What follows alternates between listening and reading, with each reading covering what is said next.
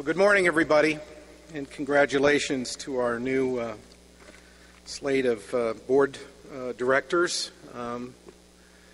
Before I begin, I do want to thank Jimmy Brothers and our current board for all of their work this year, their commitment and dedication to building a safer and more sustainable world should never go unrecognized. Each one of them, I have to tell you, cares deeply about our mission and give freely of their time and talent.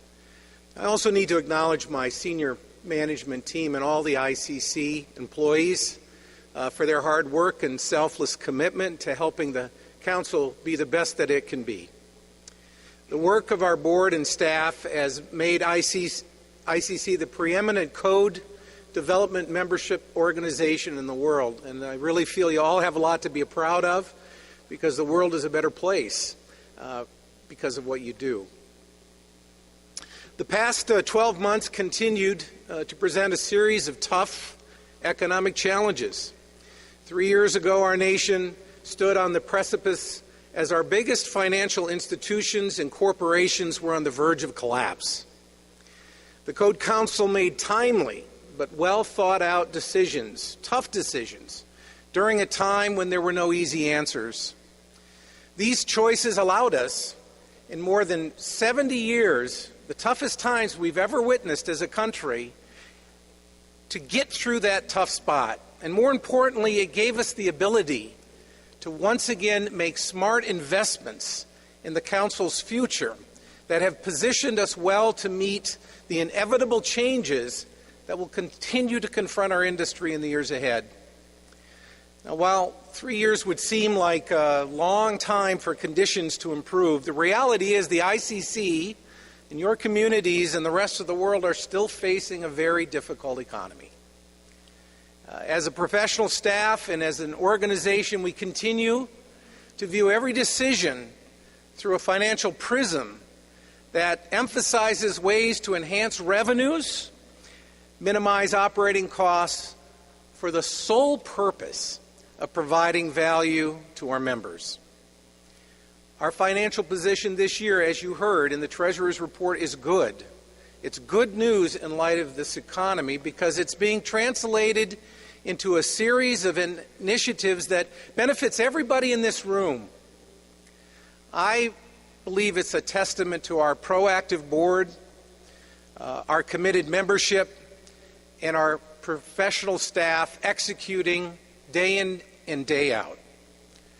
And while we're still working on the 2012 budget, I wanted you to know that we will be having discussions at our upcoming board meeting in December about reconstituting our live customer call center so that you have a live person on the end of the phone when you call for questions, and they can hopefully get you information that you need in a timely and effective way so that you could do your jobs. We will also be discussing increasing our free chapter training day benefit to a full day, which, as you know, was suspended in 2009 because of the Great Recession.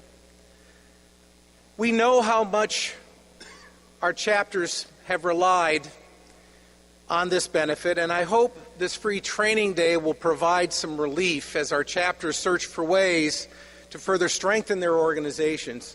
You've told us time and time again that training is one of the most important services we provide, and our goals have always been to provide quality instruction at a fair price. We will continue to work to improve and expand our curriculum and our method of delivery, containing costs without sacrificing quality. But I have to tell you this morning, it's been our shared sacrifice of the last couple of years that have served us so well and made all these things possible. It's really amazing what you can do when you pull together, you trust each other, and you work as a team. I also want you to know that our ICC Foundation continues to support and promote the mission of our organization. And I'm excited, you've all heard, to share that over 94 of our participants now in our code action hearings are there as a result of the Code of Honor program, the Code of Honor Scholarship Program. It's almost a third of the total registrants for the code hearings. That's a phenomenal advancement in our efforts to encourage more participation in code development. Our intent going forward will be to grow this program and increase code official participation in our code development process. Lastly, I want to call your attention to our new membership councils. You've heard a lot about them this week. We will continue to look for ways to provide as many opportunities as possible for our members to share their talents and expertise in helping shape ICC and provide a platform for career enhancement. These membership councils will offer the same opportunities and access across all disciplines, will ensure a dynamic code development process developed by public-private collaboration and driven by those who are in charge with code enforcement. We have an exciting year ahead of us, and I am looking forward to watching these councils take shape and to the many contributions they will make to strengthen our organization. Yesterday, the final action hearings were held to create our first pool and spa code. Less than a decade ago, a 7-year-old girl named Virginia Baker was the fatal victim of a suction pump entrapment in an in-ground spa. Virginia was the granddaughter of former White House Chief of Staff and Treasury Secretary James Baker. The Bakers turned their devastating loss into action as they provided testimony and support to help promote greater safety in pools and spas. Now, we often talk about the importance of our work. If our pool and spa code can spare even one family from the loss that the Bakers and thousands of others have suffered, we will leave a lasting legacy. Of course, the other important work at hand is completing our journey to develop the nation's first model green construction code. With the help of AIA, ASTM International, ASHRAE, USGBC, and the Illuminating Engineering Society, the Code Council early next year will publish the IGCC.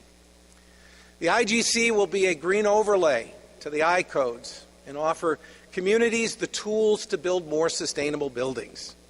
Buildings consume 40% of the fossil fuels in this country, and they also contribute 40% of the carbon footprint. We are now leading in becoming a part of the solution, and that is the hallmark, in my mind, of a great organization.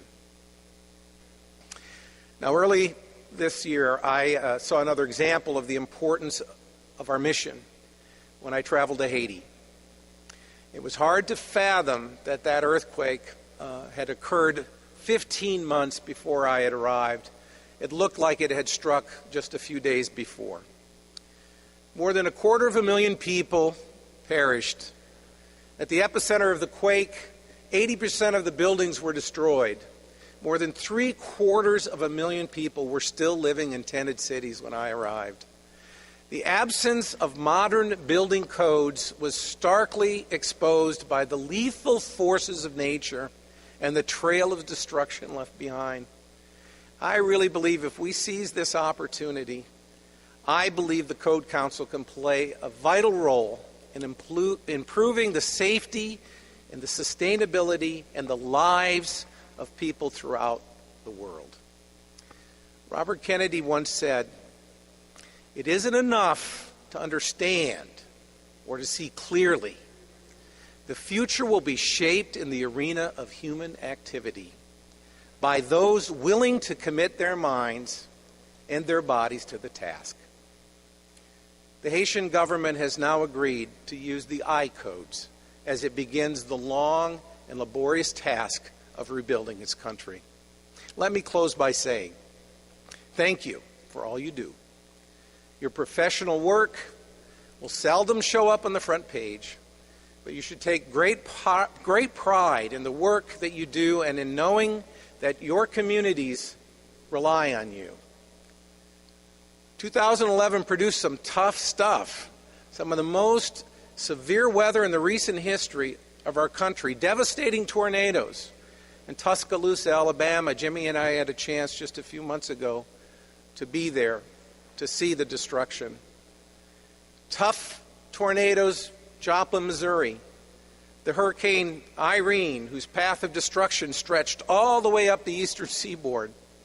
However, because of all the people in this room and thousands of others who couldn't be here today, there are a tremendous amount of communities better positioned today to take whatever Mother Nature decides to throw at them. In December, we're going to mark the 200th anniversary of the new Madrid earthquakes, the strongest ever recorded in the history of the eastern United States. And it's a constant reminder that our work will never be finished as we push to improve our code development process, expand member participation, and improve our products and services that our members rely on to do their important work. Earlier this year, Phoenix hosted the National College Football Championship, and I know how much President Brothers likes college football. Like the best sports teams, Jimmy, it's important for the ICC to celebrate its victories without becoming complacent and to learn from its defeats. We have to constantly strive to get better because we know each season will bring a host of challenges. And as always, when we work together, when we have each other's backs, when we move forward as a team, we win. Thank you, and I hope you'll continue to enjoy your time here in Phoenix.